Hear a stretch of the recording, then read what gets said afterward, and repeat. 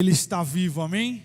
Ele está vivo e hoje nós podemos compartilhar com Cristo, o Cristo ressurreto, que está vivo, que reina, né? Na sexta-feira houve tristeza, na sexta-feira houve lágrimas, houve decepções, houve uma falta de esperança gigantesca. Na sexta-feira o céu ficou bronze, o sol não saiu. Na sexta-feira, quando Jesus Cristo falou está consumado, a terra tremeu, o templo ele se quebrou, o templo ele se rachou, o véu se rasgou. Na sexta-feira houve um tempo de turbulência, e esse tempo de turbulência fez os soldados olharem e falarem: este homem que morreu aqui hoje não é um homem comum.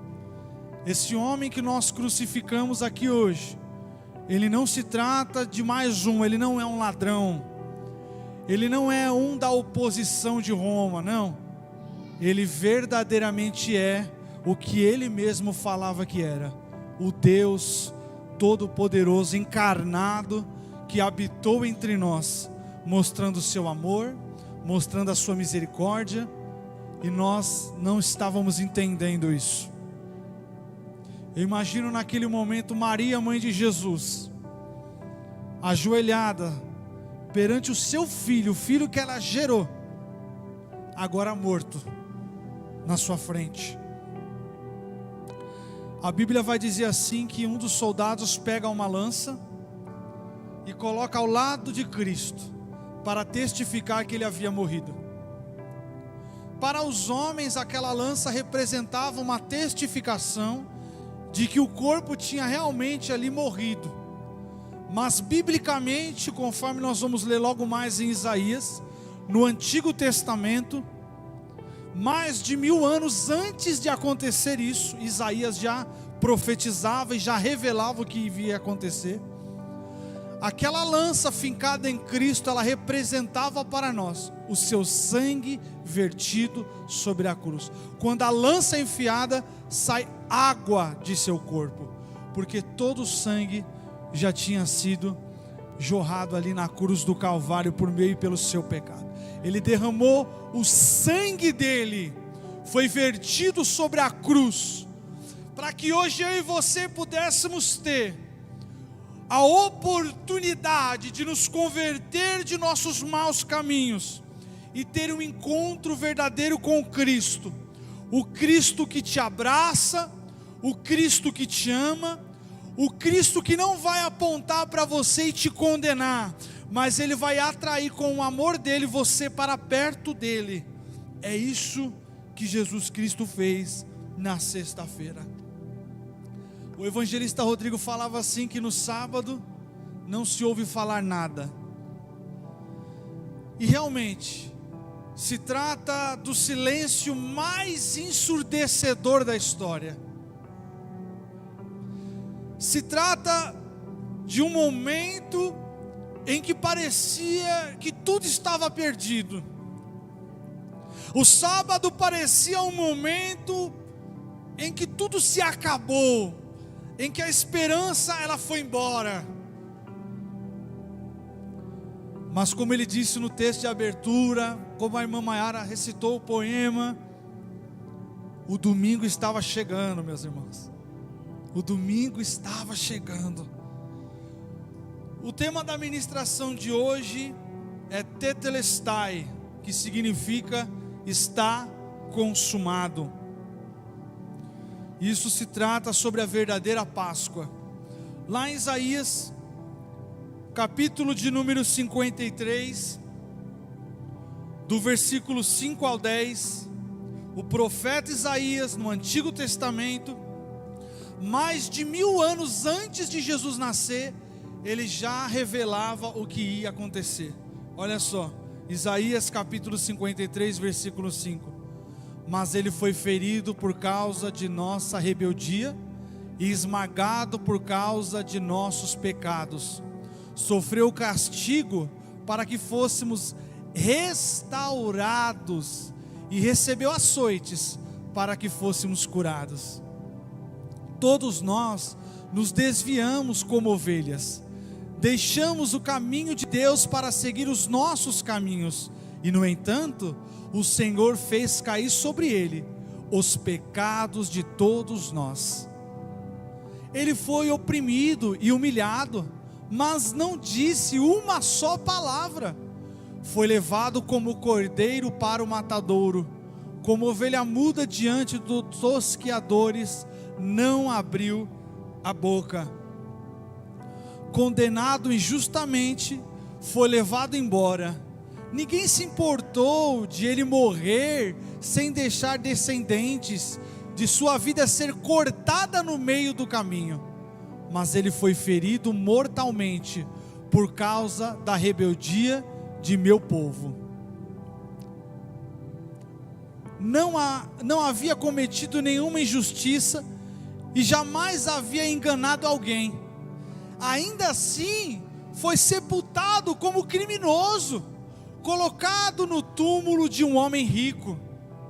E o versículo 10 fazia parte do plano do Senhor, esmagá-lo e causar-lhe dor.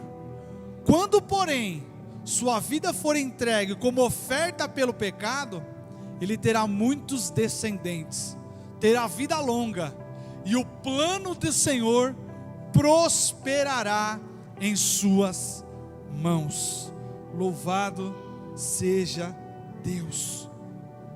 Então nós encontramos no Antigo Testamento, quando Moisés é levantado para libertar o povo escravo do Egito, e ele vai se achegar até Faraó pedindo essa libertação, e o Faraó não vai dar a liberdade ao povo. Nós vamos se recordar que houve ali 10 pragas que foram liberadas sobre o Egito, e que cada uma dessas pragas representava uma divindade egípcia, que estava sendo confrontada pelo poder soberano de Deus. Essas 10 principais divindades egípcias foram caindo uma a uma, e Deus foi demonstrando a sua soberania, Deus foi demonstrando a sua glória, e por fim, Faraó, ainda assim com o seu coração endurecido, não deixa o povo partir. Então Deus disse a Moisés: Moisés, peça para o meu povo, para o povo hebreu matar um cordeiro, sem rugas, sem mácula ou coisa semelhante, um bezerro recém-nascido, e o sangue desse bezerro vocês passarão nos umbrais das portas, e a carne deste animal vocês farão para comer a refeição à noite, que é dita como a ceia, o momento da ceia, da comunhão familiar.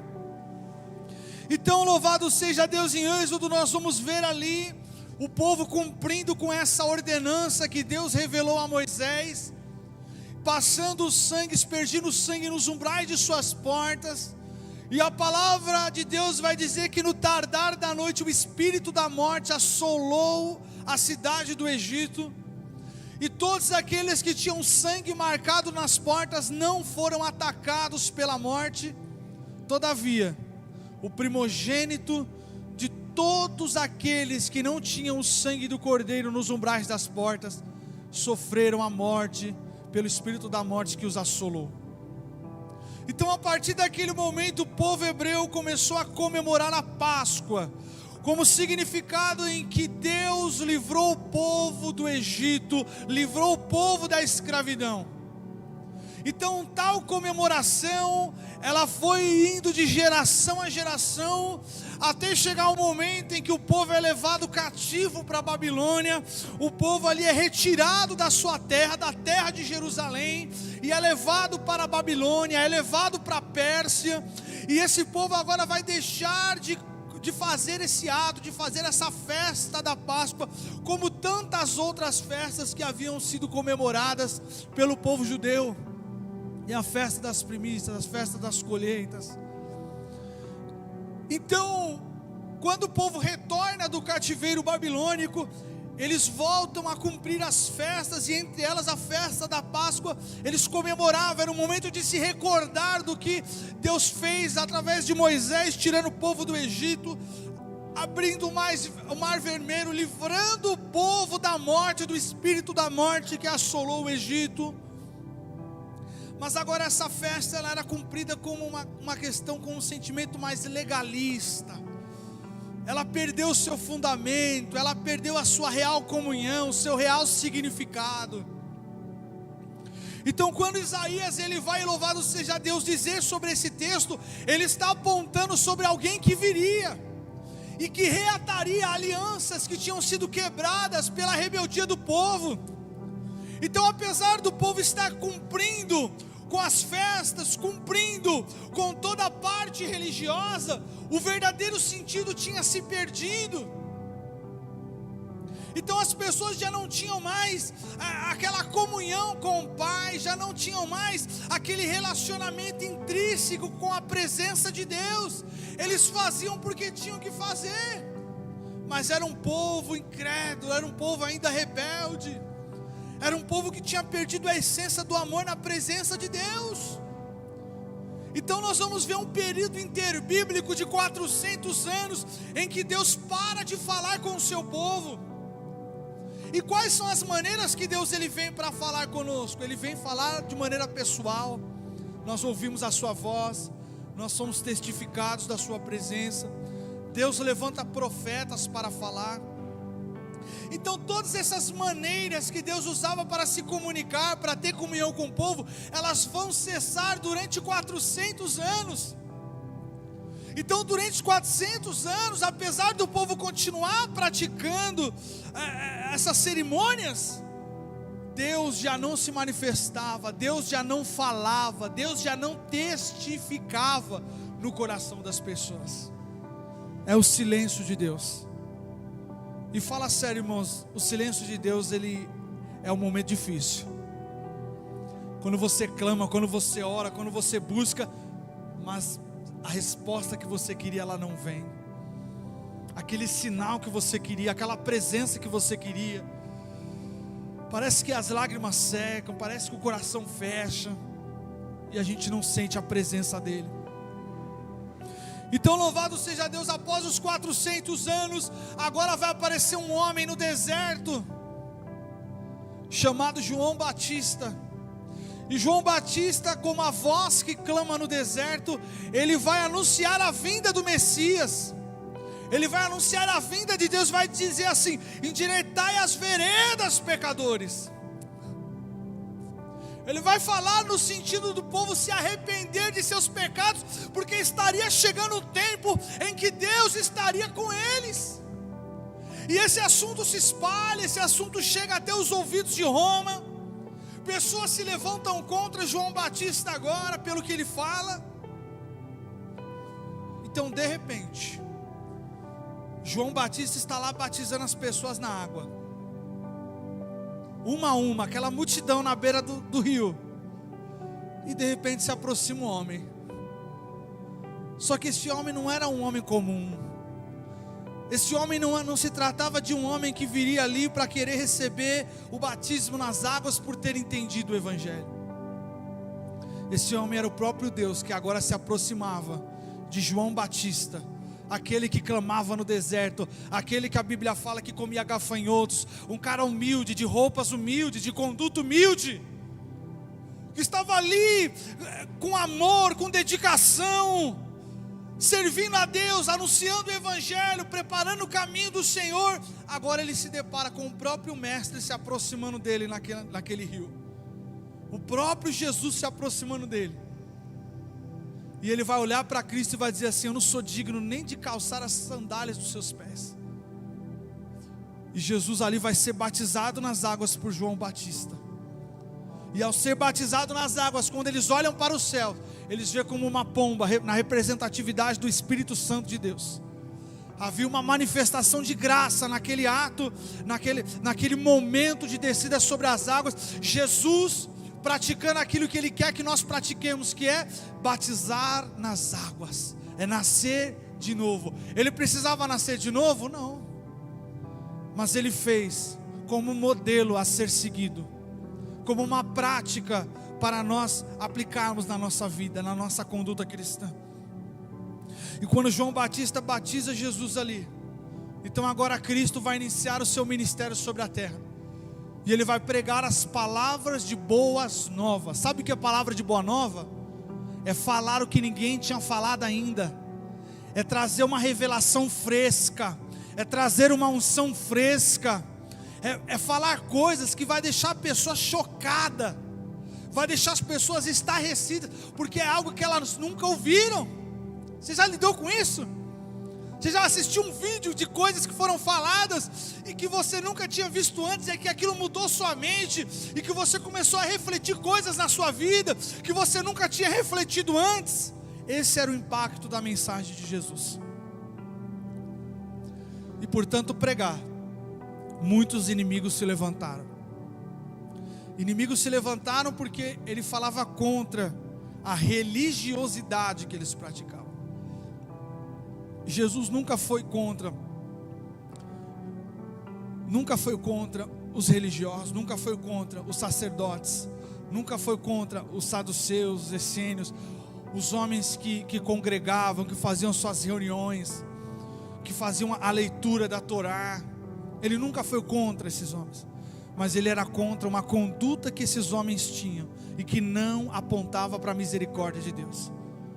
Então era uma imposição, era uma lei punitiva, era uma lei condenatória.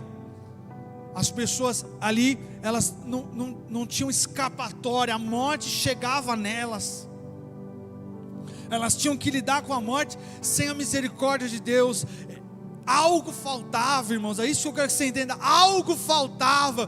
Enquanto Jesus ministrava, algo estava faltando, e Jesus estava querendo reatar uma aliança de comunhão que Ele tinha lá no jardim do Éden, quando na passagem do dia Ele vinha falar com Adão, Ele vinha falar com Eva. Era isso que Jesus veio para restabelecer, essa comunhão, esse partilhar do pão, esse relacionamento intenso e profundo com o homem.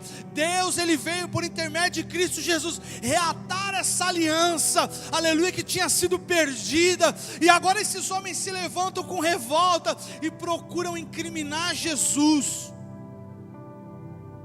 E na noite de ceia, na última ceia, Jesus vai mandar os apóstolos à frente. Alguns dos apóstolos vão à frente.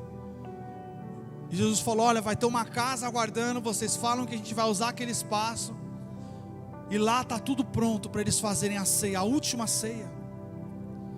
E quando eles vão fazer essa cerimônia da Santa Ceia, então Jesus fala que alguém o trairia, alguém que está no meio deles o trairia. Isso nos faz entender biblicamente que naquele momento Judas, ele não participa dessa ceia. É a hora que Judas ele sai daquele momento, ele sai daquela cena, ele sai daquela comunhão. E no momento da ceia, Jesus Cristo ele vai pegar o pão e vai dizer: esse pão, ele representa o meu corpo que é partido por vós. Esse cálice de vinho agora, ele vai representar o meu sangue que é vertido sobre a cruz. Então naquele momento de Santa Ceia, Jesus ele vai ressignificar a Páscoa. Como no ato da ceia que nós fazemos mensalmente. A nossa Páscoa é mensal, a nossa lembrança é mensal. E Jesus vai dizer: fazer isso todas as vezes que comerdes e beberdes em memória de mim. Então Jesus está dizendo: não se trata mais de uma festa anual da Páscoa, mas todas as vezes possíveis se reúnam e celebrem a morte e ressurreição de Cristo. Celebrem o que eu estou prestes a fazer por vocês na cruz do Calvário. Aqueles homens não estavam entendendo a profundidade do que Jesus estava dizendo, mas a partir daquele momento, Jesus estava restabelecendo uma aliança que tinha sido quebrada, e que somente Ele, uma ovelha sem ruga, sem mácula ou coisa semelhante, um novilho santo, que estava prestes a ir ao matadouro, como nós lemos em Isaías. Jesus estava preparando o campo para ir ao matadouro. Então a celebração da ceia de Jesus, Ele ressignifica a Páscoa e fala: agora a Páscoa é minha morte e ressurreição. A Páscoa não se trata dos livramentos que aconteceram no passado, mas ela se trata de uma aliança poderosa que será estabelecida agora com vocês. E que através dessa aliança, vocês poderão ter comunhão comigo. Não precisarão de intermediário. Não precisarão matar ali um animal e levar este animal como oferta de expiação de pecado. Não, agora eu serei a expiação do pecado. Agora eu serei o cordeiro. Agora eu serei o sacerdote, o sumo sacerdote, que vou levar-me até o matadouro. Então Judas traz Jesus, ali no Getsemane ele é entregue, ele é levado a Pilatos. Pilatos disse que não pode ali condenar. Na realidade Pilatos estava querendo se livrar daquela situação, porque era uma situação muito controversa, porque as desculpas que deram para condenar Jesus, elas eram sem fundamento. As pessoas começaram a falar de maneira aleatória coisas que Jesus falou, mas que não tinham fundamento. Até que um dos sacerdotes rasga suas vestes e fala: ele acaba de blasfemar, ele acaba de dizer que é o próprio Deus. Então as pessoas começam a cuspir em Jesus ali, as pessoas começam a açoitar, começam a falar palavras baixas para Cristo. E como Isaías falou, ele vai mudo, ele vai calado. Você já recebeu ofensas calado? Alguém já te xingou e você ficou calado? Alguém já te ofendeu, já te bateu e você ficou calado? Jesus fez isso. E não porque ele merecia, mas porque nós merecíamos. Porque eu e você merecíamos. E ele vai em nosso lugar agora e recebe essas afrontas, recebe essas palavras, vai ser levado a Pilatos, vai ser condenado injustamente, e volta até que tomam uma decisão de açoitá-lo. E a decisão de açoitá-lo, ela é tomada no sentido de que se nós batermos muito nele, vão deixar quieto, a gente liberta ele e está tudo resolvido. Então eles vão flagelar Jesus, eles vão amarrar Jesus. Era um campo aberto que ficava perto do pátio principal de Jerusalém, o local estratégico no qual ficava o governador de Roma, comandando a cidade de Jerusalém, comandando as práticas religiosas. Aquele ambiente, aquele pátio aberto em que Jesus é levado, era o lugar em que pessoas que mataram eram levadas, em que pessoas, aleluia, que faziam rebelião contra Roma eram levadas, eram pessoas que eram assassinos, eram cruéis, eram pessoas sem amor, eram pessoas malignas, que eram levadas nesse campo aberto e eram açoitadas, e o próprio mestre agora ele é levado até esse ambiente. E quando levam ele para esse ambiente, eles preparam uma coroa de espinhos. E ainda zomba dele e fala: você não é o Cristo? Você não é o rei? Então toma a sua coroa. E os espinhos eram cravados no seu crânio e começava a sangrar a sua cabeça, porque eles forçavam para que ficasse fixado aquela coroa de espinhos sobre a sua cabeça, e o sangue jorrava sobre a sua testa, sobre a sua face. Então ali no meio daquele pátio havia como uma coluna mediana, e em volta dessa coluna tinham ali uns aspectos de ferros grandes com correntes, e as pessoas ali eram amarradas naquele ambiente. Então, como se fosse um animal, Jesus foi amarrado ali. Então eles pegam um chicote e começam a açoitá-lo, começam a ferir as suas costas, começam a ferir a sua fronte. E na contagem, quando eles terminam a contagem, eles percebem que Jesus estava resistindo naquele momento. Então, como se não bastasse esse açoite com a vara, então eles vão pegar outros tipos de ferramentas que eram usadas na época para açoitar. Então tinham ferramentas de grampo, tinha umas ferramentas como que de lâmina que eles passavam e ficavam as marcas no seu corpo. E ali eles vão ferir Jesus, não porque Jesus fez alguma coisa, mas é porque eu e você fizemos muitas coisas, e agora Ele toma para si as nossas dores, as nossas enfermidades, os nossos pecados. E ele vai sofrer desse açoite, ele vai sofrer dessas dores por mim, por você, por amar a mim, por amar a você. Ele vai sofrer, e como diz Isaías, ele vai sofrer calado, como ovelha muda. Ele vai ao matadouro e ali ele fica calado. E aqueles homens o açoitando, zombando, caluniando. Os sacerdotes da igreja de Jerusalém ali o condenando, apontando, até que eles levam para o pátio principal e uma multidão ali o aguardava. Era tão grande a multidão que as portas do pátio tinham sido fechadas e havia muito mais gente do lado de fora. E as pessoas que tinham ouvido falar do Evangelho através de Cristo, as pessoas que tinham sido curadas, que tinham sido libertas. Você imagina comigo, a mulher que tinha, lembra a mulher do fluxo de sangue, que foi se arrastando aos pés de Jesus e foi curada?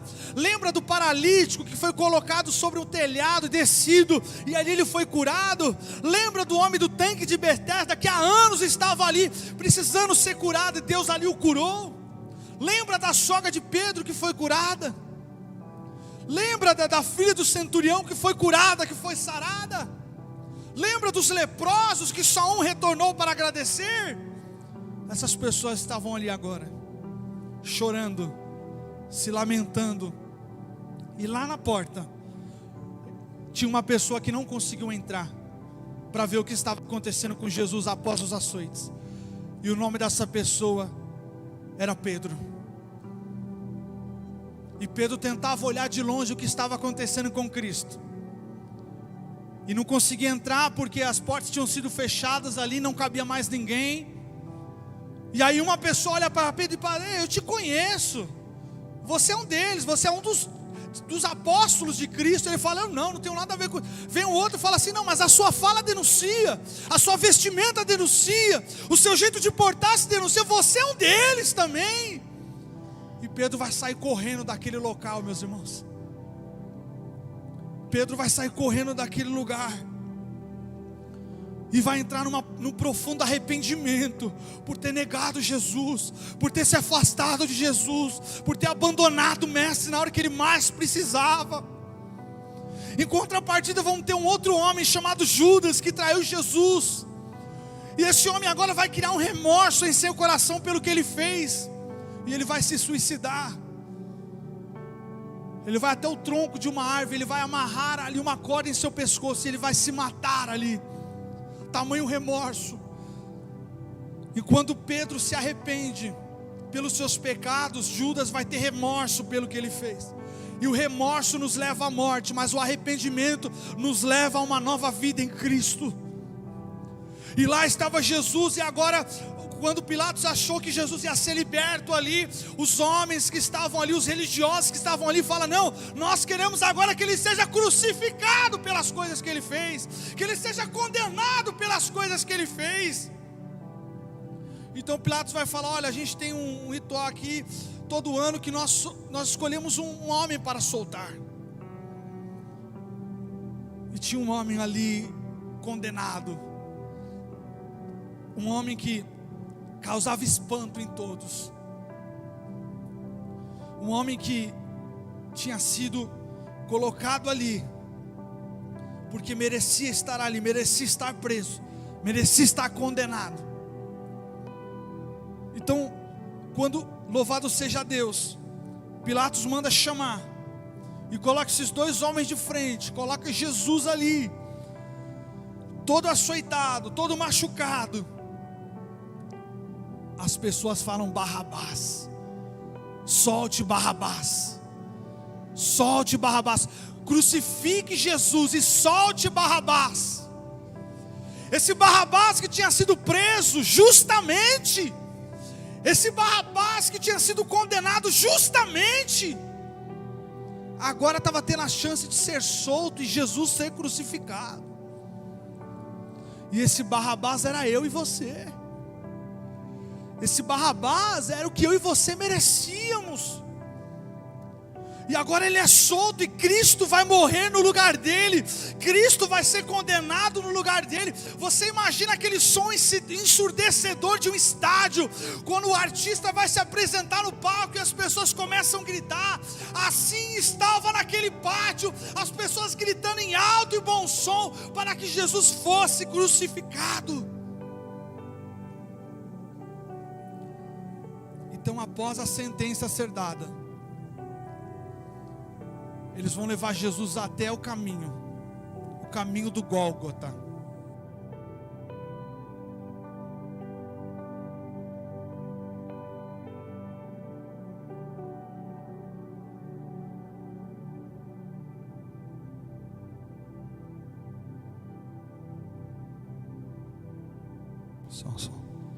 Calvário ou Gólgota. Calvário ou Gólgota é a colina na qual Jesus foi crucificado, que na época de Cristo ficava fora da cidade de Jerusalém. Ele vai passar agora por uma via dolorosa, que é saindo da cidade de Jerusalém até o monte. Só que ele não vai ter que passar ali sendo levado em uma carroça, sendo levado por um jumento, conforme ele entrou em Jerusalém, montado em um jumento, com as pessoas celebrando a chegada dele. Não.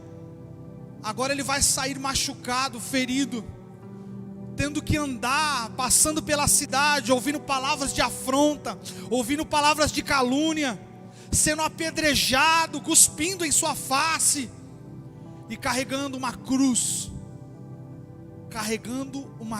em seus ombros que estavam dilacerados, que estavam abertos em feridas.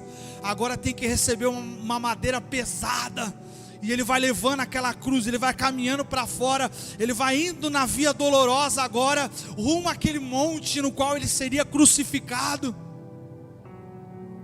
E você imagina no meio daquela multidão, Maria, mãe de Jesus, olhando de longe o seu filho indo agora, olhando as pessoas agora o afrontando, xingando, caluniando, atacando pedras nele, como se já não bastasse os açoites que ele sofreu. Agora ele tem que andar descalço, andar com feridas abertas debaixo de um sol ardente e carregando uma cruz pesada.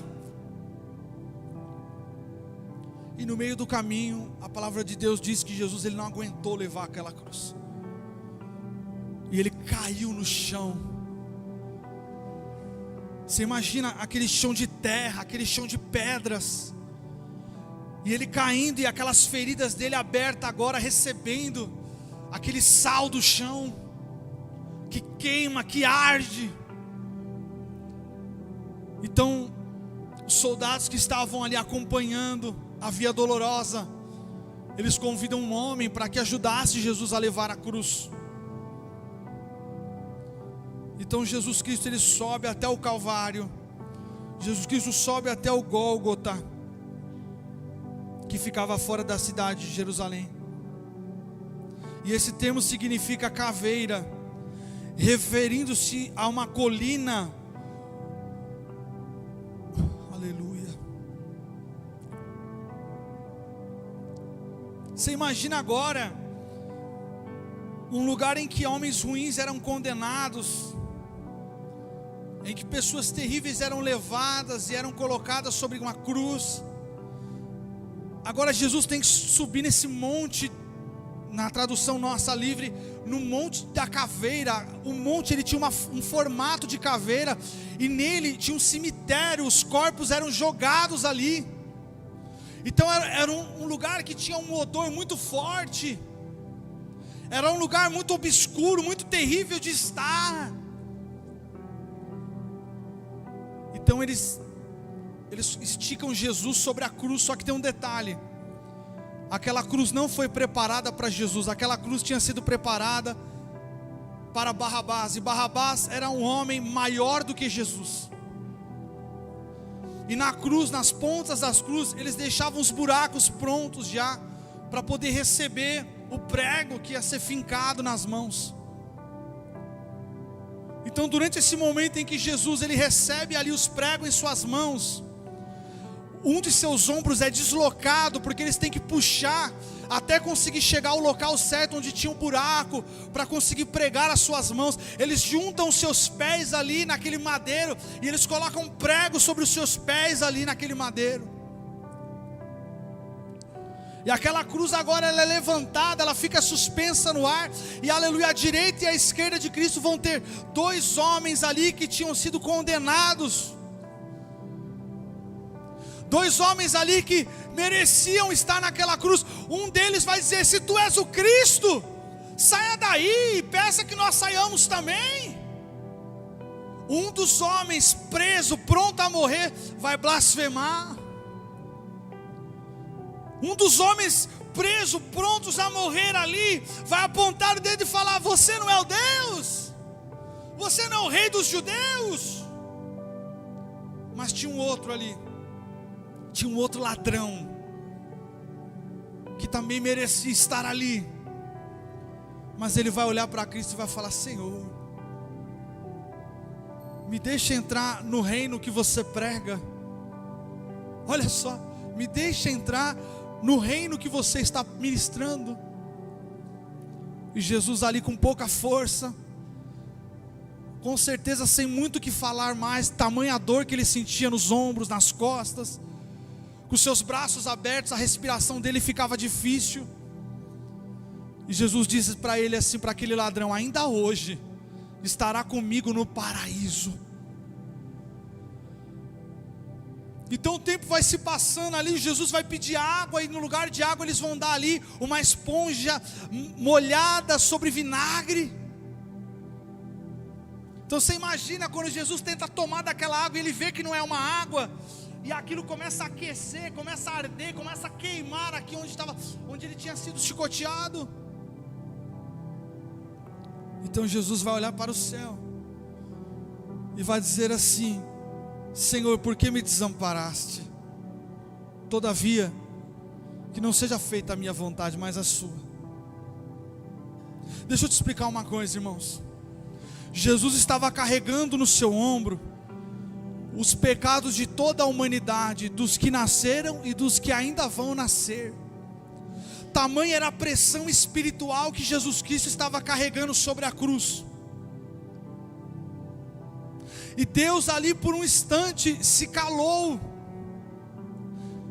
O relacionamento de Jesus para com Deus, aleluia, porque eles são um, louvado seja Deus, era um relacionamento de toda a eternidade. E agora por alguns minutos, por algum tempo, Jesus deixou de ter comunhão com o Pai, o céu se fechou. A voz que ele ouvia, o relacionamento que ele tinha agora se fechou, agora ele estava sozinho. Por isso que ele vai falar: Pai, por que me desamparaste? Em outras palavras, Jesus está falando: Pai, eu não consigo mais te ouvir. A pressão que eu carrego, o fardo que eu carrego, os pecados que estão sobre meus ombros agora, eu não estou conseguindo ouvi-lo. Então Jesus olha para o céu, e ele vai dizer o tema que nós temos da pregação de hoje: Tetelestai, está consumado. Como ovelha muda, ele foi ao matadouro, ele foi moído pelos nossos pecados, pelas nossas transgressões.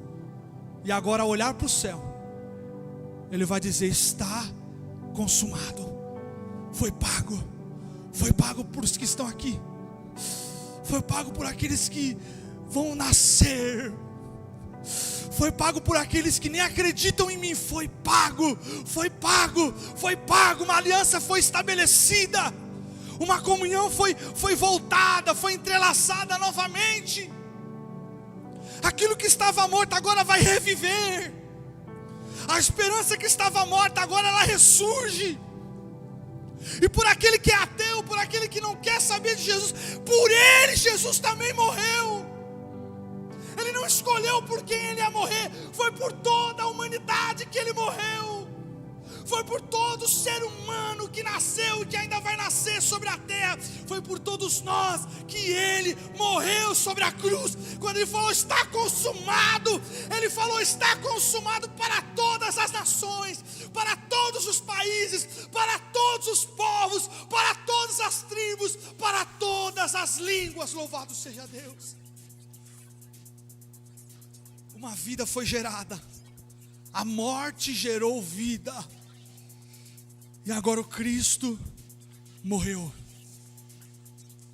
agora o Cristo se calou. A palavra de Deus diz que Jesus de Nazaré, Ele foi tirado daquele madeiro, Ele foi tirado daquele madeiro.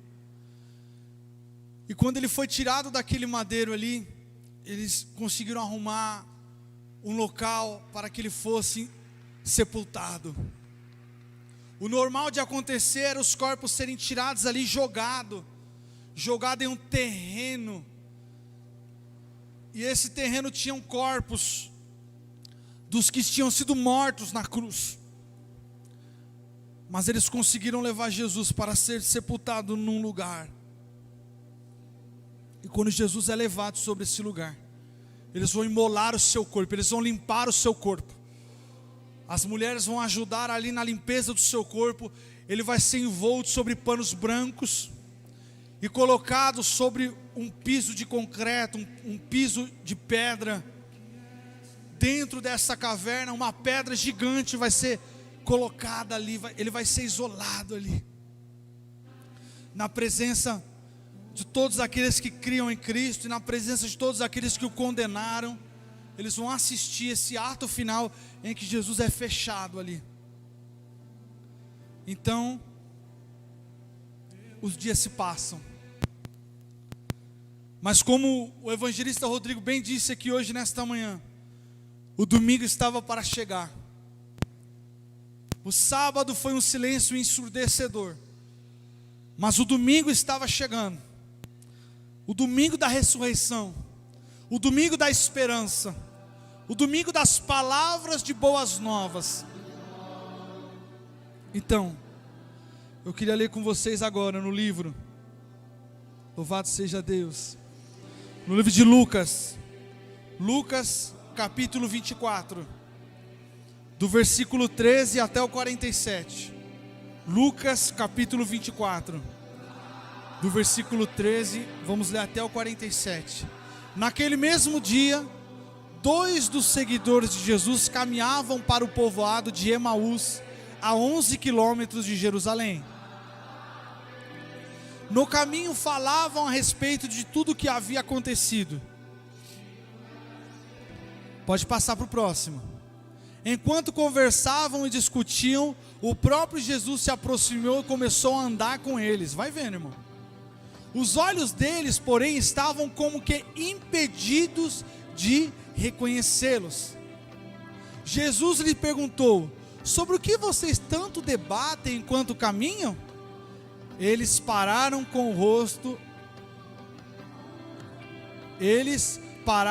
rosto entristecido. 18. Então um deles, chamado Cleopas, respondeu: você deve ser a única pessoa em Jerusalém que não sabe das coisas que aconteceram lá nos últimos dias? Que coisa? Perguntou Jesus. As coisas que aconteceram com Jesus de Nazaré, responderam eles. Ele era um profeta de palavras e ações poderosas aos olhos de Deus e de todo o povo. Mas os principais sacerdotes e outros líderes religiosos o entregaram para que fosse condenado à morte e o crucificaram. Versículo 21. Tínhamos esperança de que ele fosse aquele que resgataria Israel. Isso tudo aconteceu há 3 dias. Algumas mulheres de nosso grupo foram até seu túmulo hoje, bem cedo, e voltaram contando uma história surpreendente. Disseram que o corpo havia sumido e que viram anjos que lhes disseram que Jesus está vivo. Alguns homens de nosso grupo correram até lá para ver, e de fato, tudo estava como as mulheres disseram, mas não o viram. Versículo 25. Então Jesus lhes disse: como vocês são tolos, como custam a entender que os profetas registraram nas Escrituras? Não percebem que era necessário que o Cristo sofresse essas coisas antes de entrar em sua glória? Então Jesus os conduziu por todos os escritos de Moisés e dos profetas, explicando o que as Escrituras diziam a respeito dele. Aproximando-se de Emaús, o destino deles, Jesus fez com que seguiria a viagem. Mas eles insistiram: fique conosco essa noite, pois já é tarde. E Jesus foi para casa com eles. Quando estavam à mesa, ele tomou um pão e o abençoou, depois partiu e lhes deu. Então os olhos dele foram abertos e reconheceram.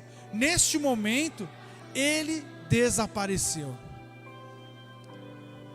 Disseram uns aos outros: não ardia em nosso coração quando ele falava conosco no caminho e nos explicava as Escrituras? E na mesma hora levantaram-se e voltaram para Jerusalém. Ali encontraram os 11 discípulos e os outros que estavam reunidos com eles. Versículo 34. Que eles disseram: é verdade que o Senhor ressuscitou e ele apareceu a Pedro. Então os dois contaram como Jesus tinha aparecido enquanto andavam pelo caminho e como o haviam reconhecido quando ele partiu o pão. Enquanto contavam isso, o próprio Jesus apareceu entre eles e lhes disse: paz seja com vocês. Eles se assustaram e ficaram amedrontados, pensando que viam um fantasma. Por que estão perturbados? Perguntou ele. Por que seu coração está cheio de dúvida? Vejam minhas mãos e meus pés, sou eu mesmo. Toquem-me e vejam que não sou um fantasma, pois fantasma não tem carne nem ossos, e como veem, eu tenho. 40. Enquanto falava, mostrou-lhe as mãos e os pés. Louvado seja Deus. 41. Então continuaram sem acreditar, cheios de alegria e espanto. Então Jesus perguntou: vocês têm aqui alguma coisa para comer? Olha lá. Então lhe deram um pedaço de peixe assado. Olha só. 43. E ele comeu diante de todos. 44. Em seguida disse: enquanto ainda andava com vocês, eu lhes falei que devia se cumprir tudo que a lei de Moisés, os profetas e os salmos diziam ao meu respeito. Então ele lhe abriu a mente para que entendessem as Escrituras. E disse: sim, está escrito que o Cristo havia de sofrer, morrer e ressuscitar no terceiro dia. 47 e último. E que a mensagem de arrependimento para o perdão dos pecados seria proclamada com a autoridade de seu nome e todas as nações, começando por Jerusalém. Então você imagina comigo agora esses dois camaradas entristecidos, receberam a notícia de Maria, mãe de Jesus, de Maria Madalena ali: olha, a gente foi lá para poder olhar o túmulo e tal, mas está aberto, alguém removeu a pedra, e quando nós entramos lá não tinha mais ninguém. E esses homens atordoados, eles vão caminhando para Emaús agora, discutindo esse assunto, quando de repente um terceiro homem aparece do lado, indo para Emaús também, e começa a falar: por que vocês estão assim? Isso aí havia de acontecer, as Escrituras já diziam, né? Moisés já falava isso e tal. Só que a palavra que nós lemos vai dizer que os olhos tinham sido cerrados, eles não estavam entendendo o que estava acontecendo ali, porque eles estavam o quê? Atordoados. Então, quando Jesus se despede deles, eles vão insistir para que Jesus estivesse com eles. Então, no partir do pão, os olhos daqueles homens vão ser abertos agora. E quando os olhos desses homens são abertos, eles conseguem contemplar e ver que era o próprio Jesus que estava com eles o tempo todo. E de repente a palavra diz que Jesus some, desaparece. Então um olha para o outro e fala: olha, você não sentiu que quando ele estava falando com a gente, o nosso coração ardia por essas palavras? No partir do pão, repita isso comigo: no partir do pão, os meus olhos são abertos. Isso significa que no partir do pão, eu tenho entendimento pleno. No partir do pão, é como se abrisse um clarão de luz no meio de uma escuridão. E agora tudo é visível, tudo é notório. Agora eu posso contemplar todas as coisas, eu posso admirar todas as coisas. O pão é Jesus. O pão é Jesus, é o seu corpo ali, que foi partido naquele madeiro, aleluia, que foi esmiuçado naquele madeiro. Agora ele é partido e gera vida em nós, gera esperança em nós, gera o abrir dos olhos em nós. Nós vamos participar da Santa Ceia agora, louvado seja Deus. E durante essa Santa Ceia que nós vamos participar agora, eu quero que você se recorde disso, que quando você for comer do pão, o seu entendimento será aberto, seus olhos serão abertos. Deus tem renovo para nós nesse domingo, porque Jesus Cristo vive, porque Jesus Cristo reina, aleluia. Tragada foi a morte pela vitória. Onde está o inferno com seu aguilhão? Aleluia, Jesus, ele ressuscitou dentre os mortos, e agora a morte, o espírito da morte, não tem poder sobre nossas vidas. Nós estamos lavados e remidos pelo sangue do Cordeiro, que gera vida em nós, louvado seja Deus. Consumado, cujo o processo já se completou, ou que seguramente completará. E o que foi consumado na cruz? Lá em João, capítulo 19, versículo 30, depois de prová-la, Jesus disse: está consumado. Então inclinou a cabeça e entregou o Espírito. Primeiro, Ele morreu pelos nossos pecados e ressuscitou para a nossa justificação. A ressurreição de Cristo gera justificação. Quando o mal tenta te condenar, quando o mal tenta dizer para você: você não pode, você não vai conseguir, você tem que se lembrar: o meu Jesus ressuscitou, eu sou justificado pela ressurreição de Cristo. Quando um pai dava uma ordem ao seu filho para realizar alguma tarefa, e este a concluía, chegava para o pai e dizia: telestai, eu terminei a obra que me confiaste para fazer. Jesus cumpriu a obra do Pai na cruz. Segundo, o que foi consumado na cruz? A nossa redenção foi realizada por Cristo de forma completa e cabal. Ele pagou todo o preço de nós, por nosso resgate, ou para o nosso resgate. Quando o indivíduo comprava um bem ou propriedade e quitava a dívida, um selo era colocado sobre o documento com a palavra telestai. Isso significa que a dívida estava paga e não havia mais nenhum débito pendente. A marca do Cordeiro Santo, ela foi colocada sobre mim, sobre você. Nós não devemos mais nada. Jesus pagou tudo sobre a cruz.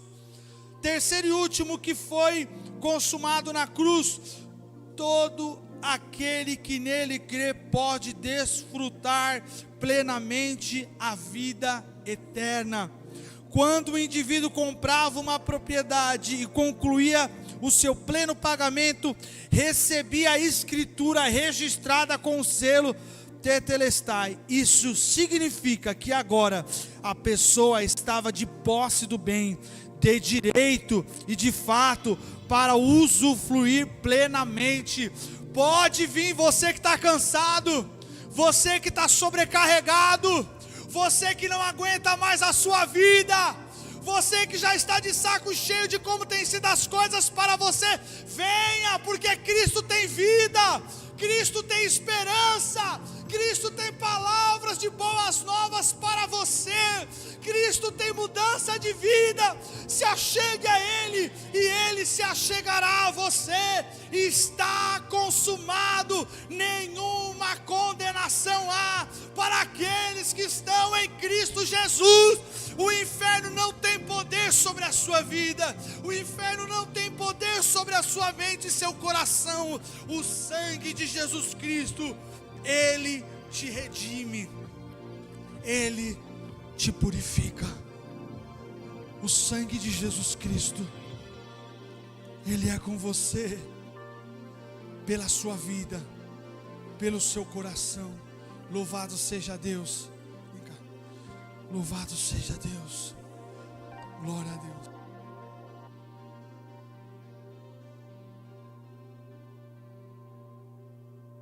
Louvado seja Deus.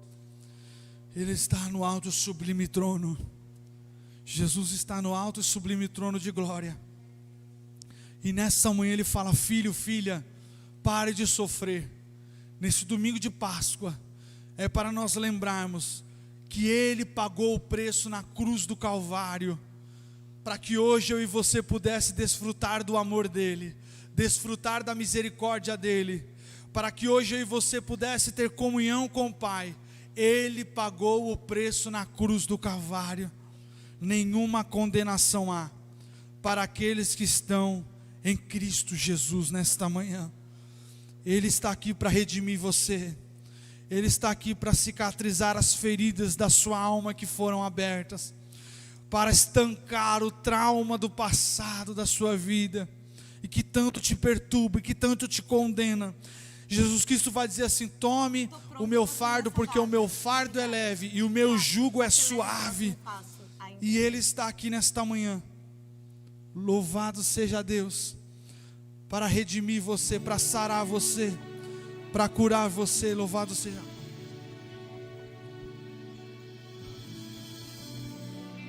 Queria que você se colocasse em pé agora. Nós vamos abrir uma oração e eu queria que você falasse com Deus. Externe para Ele o amor que você sente por Ele. Fale para Ele: Jesus, eu te amo. Obrigado pelo que o Senhor fez por mim na cruz do Calvário. Obrigado pelo sacrifício que o Senhor pagou em meu lugar. Era para eu estar naquela cruz, era para eu estar naquele madeiro, era para eu sofrer os açoites, a calúnia. Mas o Senhor me amou tanto que foi em meu lugar, que pagou o alto e sublime preço por mim na cruz do Calvário. Fale para Deus, fale para Ele o tanto que você o ama, o tanto que você o deseja, o tanto que você o quer. Eleve seus pensamentos ao Senhor, igreja. Ore a Ele, clame a Ele. Não se distraia agora, mas ore ao Senhor. Se envolva da presença dEle, se envolva da misericórdia dEle. Sou Igreja de Deus.